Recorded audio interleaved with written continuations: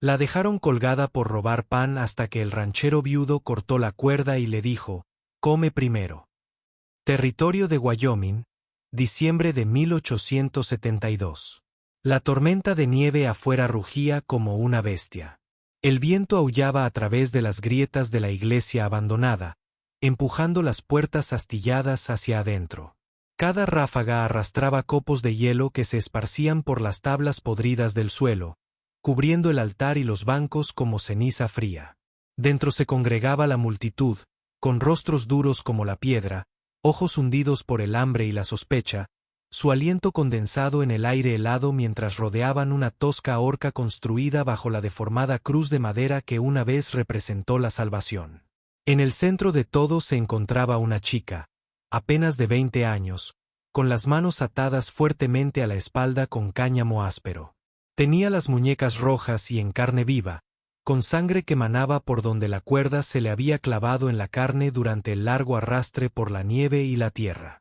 Su cabello, que antes era de un suave rubio ceniza, ahora colgaba en mechones helados alrededor de su rostro. Tenía los pies descalzos, con los dedos magullados y morados por el frío. Tembló violentamente, pero mantuvo la mandíbula apretada. Un hombre se adelantó entre la multitud y le arrojó un trozo de pan roto. Le dio en la mejilla y se partió en dos, esparciéndose por el suelo. Ella robó en nuestras tiendas, gritó. Un ladrón come mientras nosotros morimos de hambre. Hangar, percha, repitieron otros. Una mujer siguió avanzando, con los ojos desorbitados por el dolor. Mi madre pasó hambre la semana pasada. Murió con el vientre vacío, sin nada más que nieve. Esta chica toma lo que no le pertenece. Que lo intente. Su ira resonó como un trueno. El aire picaba con algo más que frío. Es un grito de desesperación. Un anciano sacerdote se acercó al altar, con el libro de las palabras sagradas temblando en sus manos. Tenía la barba congelada y los ojos enrojecidos. Pero en lugar de abrir la Biblia, la cerró de golpe. No bendeciré a esta niña, declaró. Lo que robó no fue solo pan. Lo dijimos nuestros hijos.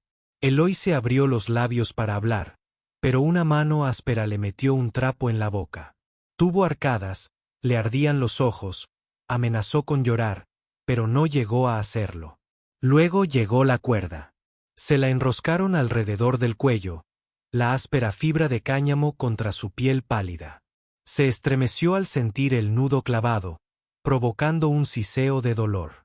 El verdugo colocó su bota en el borde de la tabla trampa, listo para patearla y liberarla. La multitud enmudeció, conteniendo la respiración. Eloy se alzó la vista. Sus ojos, grandes y tormentosos, escudriñaron los rostros que antes la habían ignorado, ahora ansiosos por verla morir. Pero no suplicó, no gritó, se quedó de pie, temblando, y esperó. Las puertas de la iglesia se abrieron de golpe con un violento crujido. La nieve caía a cántaros, arremolinándose como un fantasma invocado. Apareció una figura, alta, con un abrigo grueso y la cabeza gacha bajo el ala del sombrero empapada de nieve. Clamati se entró. No habló. No se precipitó. No intentó sacar su arma. En cambio, se quitó el sombrero, sacudió la nieve y lo colocó suavemente en el banco más cercano, como si llegara para el culto dominical. La habitación quedó en silencio. Miró a Eloise. Miré fijamente, no con lástima, no con duda, sino con reconocimiento. Estaba hambrienta. Eso era obvio. Y era joven, demasiado joven para haberse convertido en el ejemplo de esta ciudad. Caminó hacia el altar donde la cruz podrida se inclinaba hacia un lado, doblada por años de abandono. Cla hizo una pausa y luego lo enderezó con silencioso cuidado. Good gimió, incorporándose. Nadie se atrevía a respirar. Un joven se interpuso en su camino, bloqueando las escaleras. No tienes derecho, tartamudeó el chico. Cla no alzó la voz. Apártate. Tengo frío y no quiero hacer lo que solía hacer. El chico retrocedió como si hubiera visto un fantasma. Cla subió los escalones. No gritó, no sermoneó. Extendió la mano y con delicadeza apartó un mechón de cabello mojado detrás de la oreja de Eloise, secándoselo de la mejilla. Sus ojos se abrieron con confusión. El toque fue amable. Luego sacó un largo cuchillo reluciente de su cinturón. Un corte limpio. La cuerda cayó. Eloise se desplomó, jadeando. Cla la sostuvo antes de que su cabeza tocara el suelo. Metió la mano en su abrigo y sacó una hogaza de pan blando envuelto en un paño aún caliente. Se la puso en sus manos temblorosas. Entonces, por primera vez, habló. Si dejar morir de hambre a alguien es justicia, dijo, con voz baja pero clara, entonces todos han olvidado lo que es un verdadero pecado. Se puso de pie. La multitud no dijo nada. No temían sus manos. Temían la mirada en sus ojos, la mirada de un hombre que había enterrado a su esposa con sus propias manos, que sabían lo que era perderlo todo y a quienes ya no les importaba lo que pensaran los demás. Nadie se movió. Cla se inclinó, acunó a Eloise en sus brazos y salió a la tormenta. La nieve amortiguaba cada sonido mientras Cla cabalgaba, acunando a Eloise contra su pecho. El alcalde avanzaba con paso firme por el sendero trasero, alejándose del camino principal, de las miradas indiscretas. Cla tenía la mandíbula apretada, el abrigo húmedo por la nieve derretida. Eloise, inerte en sus brazos, se movió solo una vez. ¿Por qué lo hiciste?, susurró con los labios agrietados. Alei no dijo nada. La arropó con una capa de lana y espoleó al caballo. Cabalgaron kilómetros en silencio. Cuando la cabaña apareció a la vista, una silueta baja y robusta de madera se ocultaba bajo una colina. El cielo se había tornado del color del acero. El humo se elevaba de la chimenea, tenue pero cálido. Dentro, el aire olía a humo de leña y hierro. Cla cerró la puerta de un puntapié, se sacudió la nieve del abrigo y cargó a Eloise. Eloise se sentó en una silla junto a la chimenea. Sus dedos se crisparon por el calor repentino. Miró a su alrededor, parpadeando. El lugar era limpio y sencillo. Una estantería con libros, una colcha remendada doblada cuidadosamente sobre un baúl de cedro, 2 sillas en la mesa, solo una desgastada por el uso y la otra cubierta de polvo. «¿Vives solo?», murmuró. Cla no respondió. Su mirada hacia la silla polvorienta fue breve, pero dijo más que palabras. Se acercó a la estufa, removió algo en una olla, frijoles, zanahorias, hueso de cerdo. Cuando estuvo caliente, la sirvió en un tazón, partió el pan restante por la mitad y lo puso delante de ella. Sin preguntas, sin condiciones. Eloise vaciló. Luego comió. Al principio, temblaba de hambre. Entonces ella lloró. No eran fuertes, solo lágrimas silenciosas que caían sobre el borde del cuenco. Cuando sus manos disminuyeron la velocidad, Cla empujó el resto del pan hacia ella. Ella lo miró sorprendida. «Ya comí», dijo. Ella sabía que él mentía. Después, se envolvió más en la capa, siguiendo con la mirada la luz del fuego que parpadeaba sobre las vigas de madera. Su voz era ahora débil pero firme. «¿Crees que soy inocente?». Cla estaba sentado frente a ella, con los brazos apoyados en las rodillas. No la miró al responder. «Creo que nadie arriesga su vida por pan a menos que lo necesite desesperadamente». Se mordió el labio, insegura.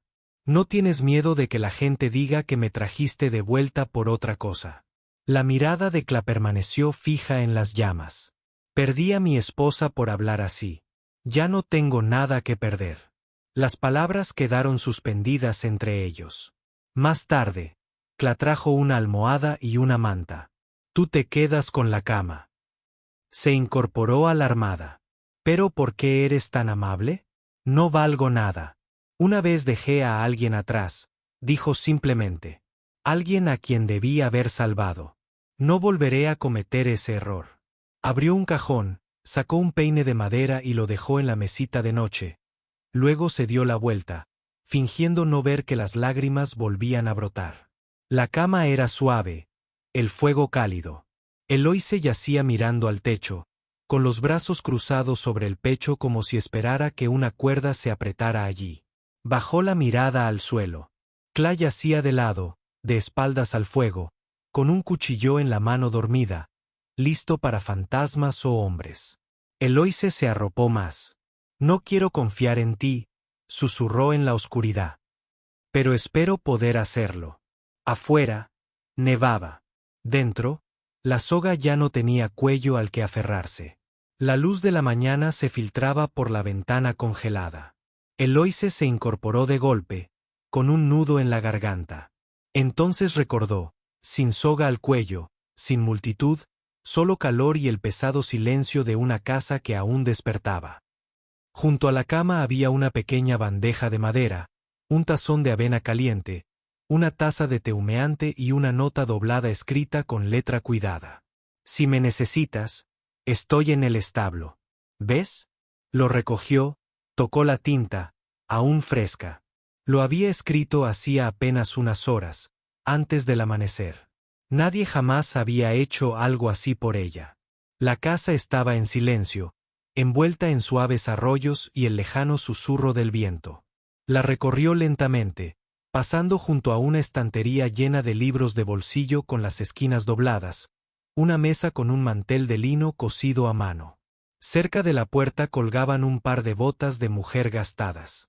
Se quedó paralizada frente a un peine que descansaba en un estante. Era de madera tallada, delicado, con una L grabada a fuego en un costado. Extendió la mano, pero la retiró rápidamente como si el objeto pudiera romperse bajo su tacto.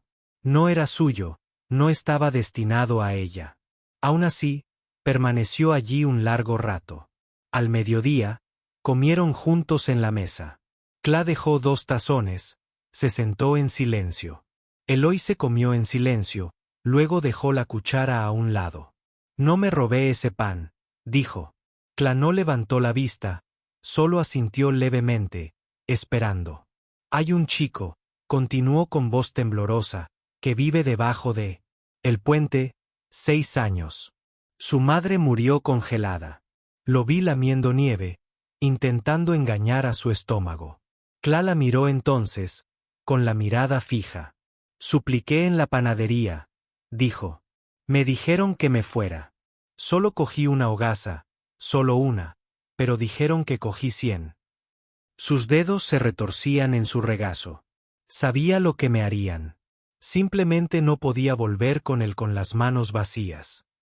Siguió un silencio denso y real.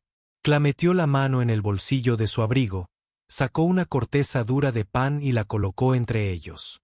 Después de comer, dijo, te enseñaré a partir leña. No porque quiera ayuda, sino para que tus manos puedan agarrar la lluvia cuando te marches de aquí algún día. Ella se quedó mirando sus manos, aún en carne viva, magulladas. Entonces tocó el pan y lloró por primera vez en semanas. Esa noche, Cla dejó una capa de lana doblada sobre la cama. Ahora es tuya, dijo cuando ella lo miró sorprendida. Abrió la boca para darle las gracias, pero él habló primero. Una vez abandoné a alguien, dijo en voz baja. Cuando más me necesitaba, no lo volveré a hacer. Eloise no respondió. Lo entendía. Cuando Cla se giró para marcharse, se detuvo en la puerta. Ese chico sigue vivo, ¿verdad? Eloise sonrió levemente. ¿Crees que contaría esa historia si no lo estuviera? El fuego estaba casi apagado cuando amaneció. Cla salió al frío, sus botas crujiendo en la nieve. Cuando regresó, la cabaña estaba silenciosa, vacía. Sintió un vuelco en el estómago. Se movió rápido, pero se detuvo al ver la hoja doblada sobre la mesa. Fue a buscar leña. El agua está hirviendo. No dejes que se derrame. Él la leyó 2 veces.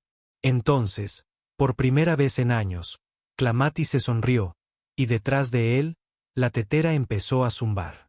Territorio del Noreste, finales de invierno, 1883. El viento atravesó el valle con un grito hueco, haciendo vibrar las tablas sueltas del granero medio derrumbado. Cla y Eloise estaban de pie sobre el techo helado. Los hombres, con dificultad, sujetaban una lona sobre el enorme agujero. Los copos de nieve se les pegaban a las mangas, fundiéndose con la lana gastada. Los cascos de un caballo crujían contra la tierra helada. Cla entrecerró los ojos. Amos Grigg, con el sombrero calado y la bufanda bien ajustada, apareció a caballo, con el ceño fruncido por la inquietud. No llevaba rifle al hombro, solo un bulto atado a la espalda y noticias escritas claramente en su frente arrugada. «Los pueblos se agitan», gritó. «Se rumorea que Clamatice está dando cobijo a un ladrón de pan. Algunos quieren un tribunal ciudadano».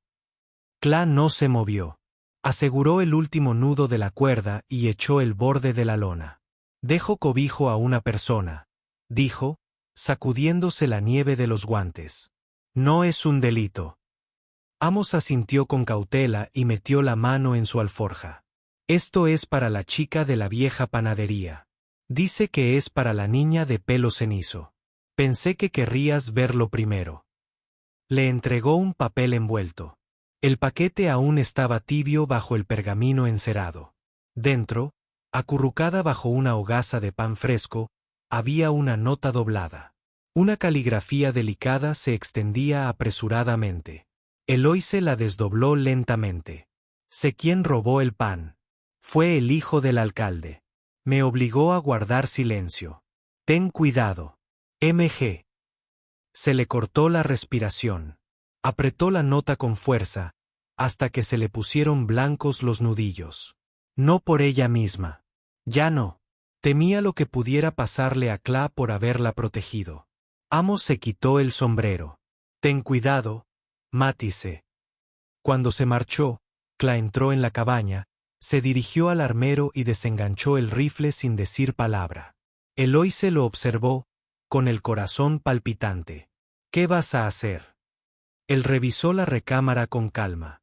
«Asegurarme de que no cometan el mismo error 2 veces». Su voz no denotaba ira, solo firmeza, desgastada por el recuerdo. Entonces se dio cuenta de que no se trataba solo de ella. Se trataba de otra persona a la que el pueblo había juzgado y destrozado. Alguien a quien Cla no había podido salvar a tiempo. Los días lo que le siguió se movía más despacio.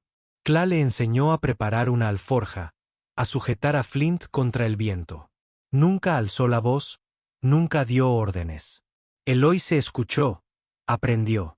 Cuando se cortó la palma de la mano al partir leña, ella corrió adentro, agarró un paño y luego dudó.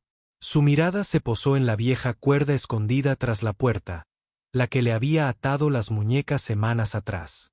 Cortó una tira, limpia y cuidadosa, y le vendó la mano. Le temblaban los dedos. «Cosas viejas», murmuró. «Nuevos usos». Cla sostuvo su mirada. No dijo nada, pero su silencio era significativo. Esa noche, volvió a nevar. El viento aulló y el cielo se tornó de un gris hierro. Cla estaba de pie fuera del granero, fumando. El tenue resplandor anaranjado de la punta del cigarrillo era el único calor en la escena.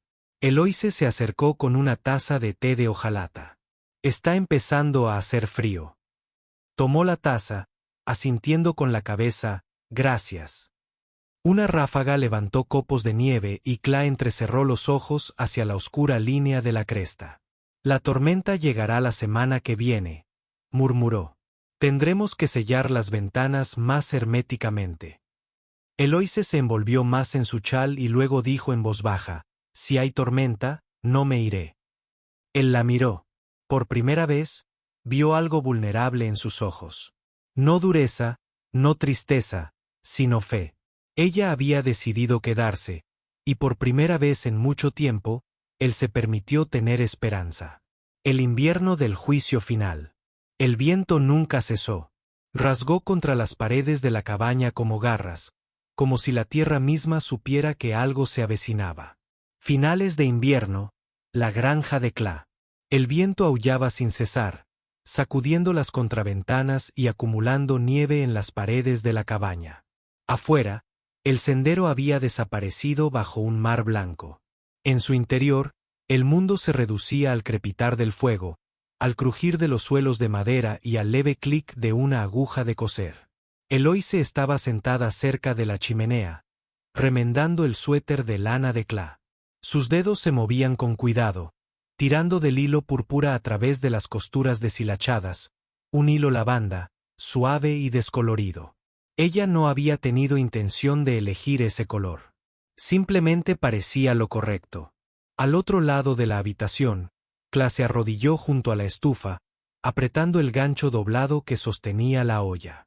Ninguno de los dos habló de los habitantes del pueblo, ni de justicia ni de culpabilidad. El silencio no era una forma de evadir el tema. Fue un permiso para respirar, aunque solo fuera por un rato. Cla echó un vistazo a las costuras. Su mirada se demoró. Él conocía ese color. No dijo nada. Más tarde, el fuego se extinguió y sus sombras danzaron contra las paredes.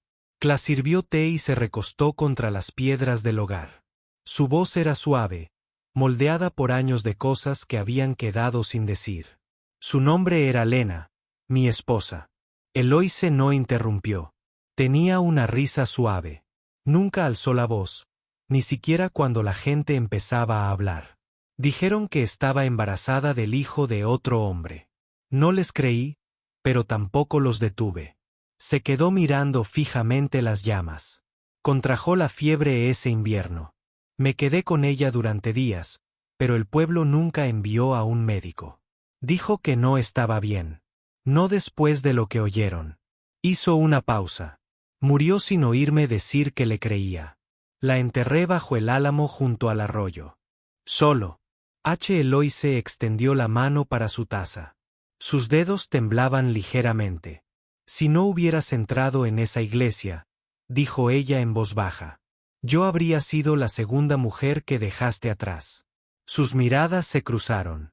En su voz no había acusación, solo verdad. Cla se inclinó y le tomó la mano. Era la primera vez que la tocaba sin necesidad ni urgencia, simplemente con su presencia. No es un romance, es algo más profundo, una promesa silenciosa de no volver a dar la espalda. Esa noche, no pudo conciliar el sueño. Eloise se echó un chal sobre los hombros y salió. La nieve danzaba a la luz de la luna, suave y plateada, acomodándose en su cabello como susurros. Cla le siguió un instante después, sin decir palabra. Le echó una manta sobre los hombros y se quedó de pie a su lado. No dijeron nada. El silencio se prolongó, y entonces habló, no para romperlo, sino para darle sentido. No sé qué me deparará el mañana, dijo. Pero si te quedas, no dejaré que pases hambre. No dejaré que estés solo. Eloise se volvió hacia él. ¿Es eso una promesa? Él la miró fijamente, con expresión solemne. Es lo único de lo que estoy seguro. Se quedaron allí de pie hasta que el frío les caló hasta los huesos, luego se dieron la vuelta y entraron juntos. El fuego les dio la bienvenida de nuevo. La sopa burbujeaba suavemente en la estufa. 2 sillas esperaban junto a la mesa, y donde antes había polvo, ahora yacía una manta de lana doblada, con hilos de lavanda aún atrapados en su tejido. El pasado no había regresado, pero algo más había echado raíces. Una presencia, una elección y, tal vez con el tiempo, un hogar. El invierno del juicio final. El viento nunca cesó. Rasgó contra las paredes de la cabaña como garras, como si la tierra misma supiera que algo se avecinaba. Eloise no había dormido. Se sentó acurrucada en el desgastado sillón de Cla, con la manta de hilo morado hasta la barbilla. Sus dedos temblaban alrededor de la nota que había leído cientos de veces. Cuando Cla se movió, se oyeron unas botas que resonaban suavemente sobre el suelo de madera. Ella alzó la vista, con el rostro pálido. Necesito contártelo todo. No habló, solo esperó. Ella le entregó la carta. Es de Mary Grace. Lo leyó en silencio, luego lo volvió a leer. Ella afirma que el hijo del alcalde, Bennett Dalton, fue quien robó el pan y que la amenazó si hablaba. Eloise tragó saliva con dificultad. Tomé un pan para un niño hambriento. Pero alguien se llevó 100 y me culparon a mí porque yo era fácil sola. Su voz se quebró. Si hablo ahora, dirán que miento para salvarme. Y si vuelven a atacarme, podrían atacarte también a ti. Cla dobló el papel con cuidado y lo colocó sobre la mesa. La última vez, guardé silencio, dijo en voz baja. Alguien murió, dijo mirándola fijamente a los ojos. Esta vez, si me cuesta algo, pues que así sea. Pero nadie más morirá por mi culpa. Esa tarde cabalgaron a través de la nieve fresca hasta las afueras de la ciudad, deteniéndose en la gran casa blanca del alcalde Dalton. Las lámparas del porche parpadeaban con el viento. Un sirviente abrió la puerta, pero se hizo a un lado cuando las miradas de Cla se cruzaron con las suyas. En el interior, el despacho del alcalde era cálido y estaba repleto de libros. El propio Dalton permanecía de pie detrás de un escritorio pulido, con una sonrisa tensa. «Tú la trajiste aquí», dijo, con voz cargada de desdén. Cla dejó la nota sobre el escritorio. Dalton lo leyó y luego se burló. «Esto no prueba nada. Garabatos de una criada que apenas escribe su propio nombre. Y esta chica, esta criminal, ¿esperas que le crea?» «Mary era la sobrina de tu esposa», dijo Eloise. «Ella no mentiría. Era la ayudante de cocina», espetó Dalton. «Y tú lo sabes mejor». En ese momento, una puerta se abrió de golpe.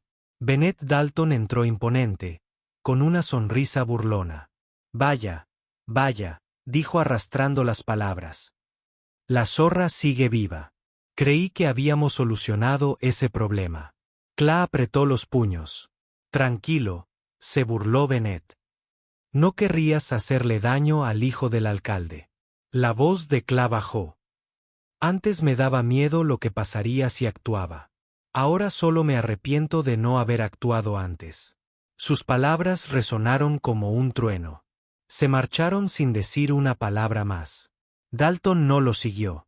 Esa noche, la tormenta arreció. Cla entró en el granero para ver cómo estaba el culto recién nacido cuando el golpe vino por la espalda. Cayó al suelo con fuerza, aturdido. Antes de que pudiera levantarse, unas botas lo rodearon. 4 enmascarados hombres. Uno levantó una pipa. Otro le dio una patada en las costillas. No hablaron. No hacía falta. Dentro de la casa, Eloise oyó algo. Un golpe sordo. Un grito ahogado. Agarró la lámpara de aceite y corrió hacia la ventisca. La puerta del granero se abrió de golpe con el viento. «¡Cla!», gritó. La lámpara proyectaba largas sombras. Lo vio en el suelo, ensangrentado, inmóvil. Uno de los hombres levantó un cuchillo. «No». Lanzó la lámpara. Se hizo añicos contra la pared, y las llamas brotaron como lenguas salvajes. Los hombres se volvieron presas del pánico. Agarró el hacha que estaba junto a la pila de leña y cargó. Le dio a uno de ellos de lleno en el hombro. «No lo toquen», gritó. El hombre aulló y retrocedió. Otro se abalanzó. Cla se levantó de un salto, olvidando el dolor, y blandió un puñetazo con fuerza. Su puño impactó contra una mandíbula, luego contra otra. Bennett apareció, tambaleándose desde detrás de las pacas de heno, con el rostro desencajado por la sorpresa. Cla lo agarró por le arrojó al suelo con fuerza. Le retorció el brazo hasta que algo se rompió. «¿Crees que no vendría a por ti?», gruñó Cla. Lo ataron con una cuerda. Esa cuerda, la que una vez estuvo destinada al cuello de Eloise. Antes del amanecer, Cla y Eloise cabalgaron de nuevo. En la oscuridad, en el frío, ella caminaba junto al caballo, sosteniendo la carta, con la mirada fija al frente. Cla se sentó erguido en la silla. Bennett se desplomó y ensangrentado ante él, atado a la bestia como un criminal de una vieja leyenda. La nieve les azotaba la cara. El hielo crujía bajo sus botas.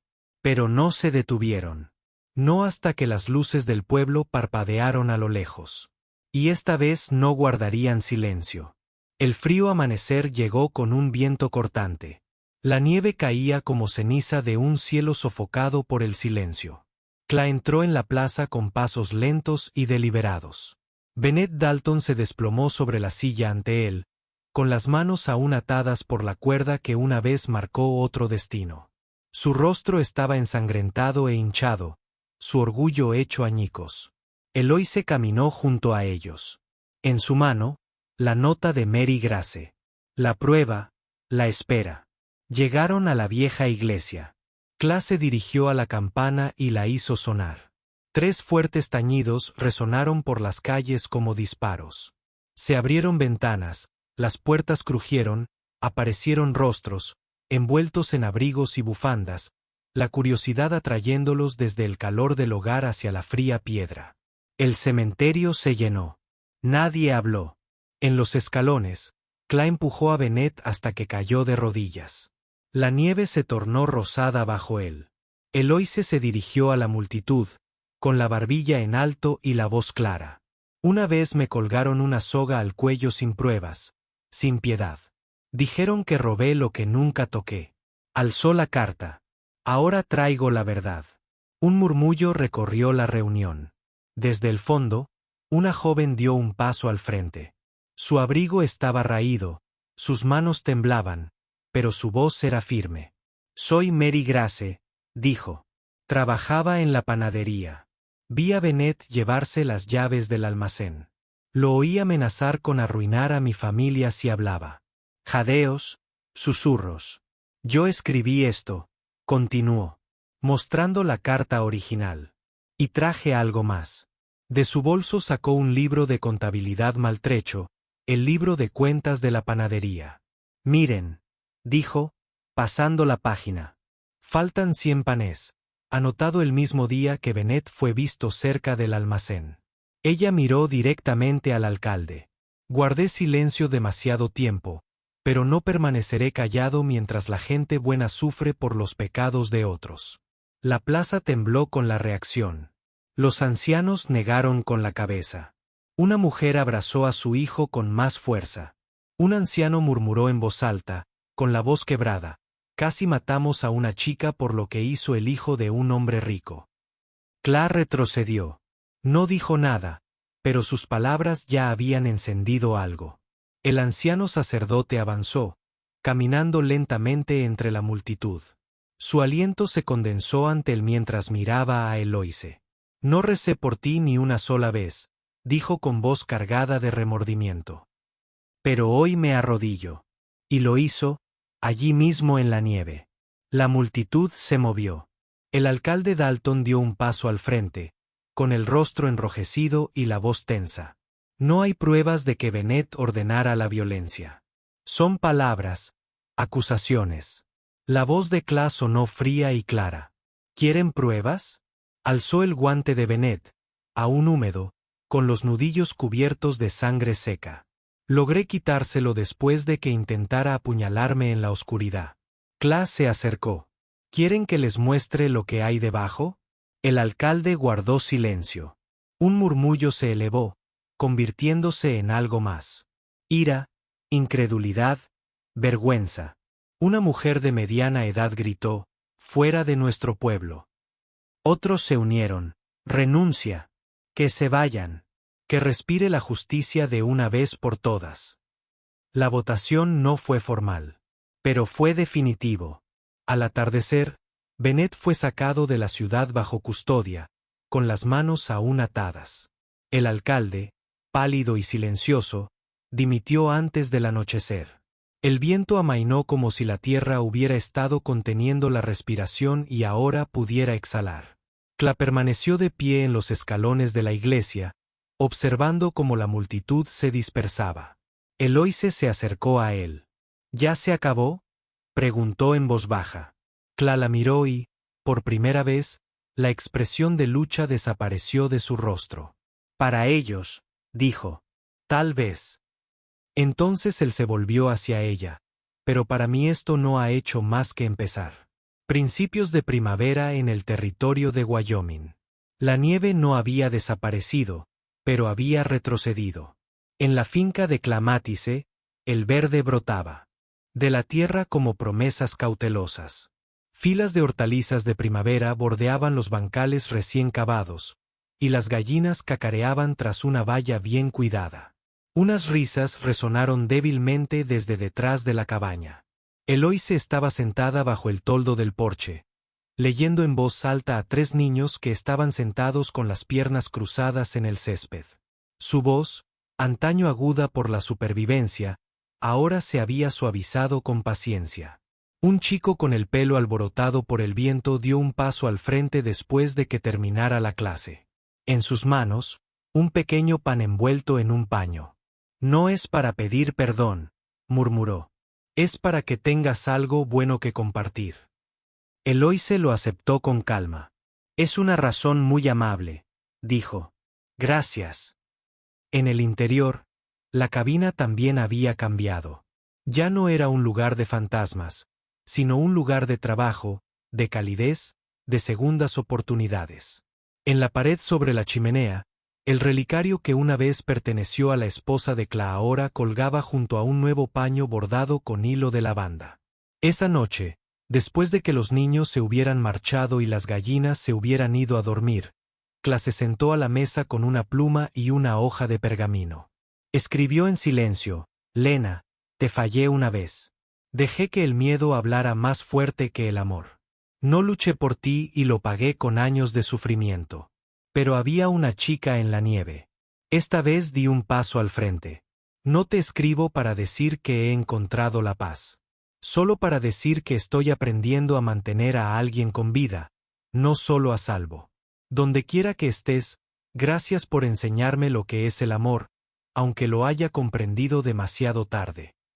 Dobló la carta y caminó hacia el melocotonero cerca del porche, el que ella había plantado el año en que se casaron. Los capullos apenas comenzaban a brotar. Cavó un pequeño hoyo y enterró la nota junto a sus raíces. «Descansa», susurró.